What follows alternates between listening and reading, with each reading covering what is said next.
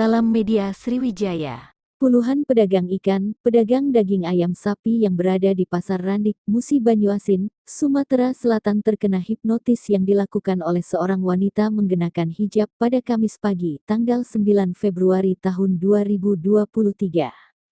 Modus yang dilakukan oleh pelaku adalah dengan cara mengelabui puluhan pedagang dengan berpura-pura membeli ikan atau daging, dan menitipkan barangnya kepada pedagang.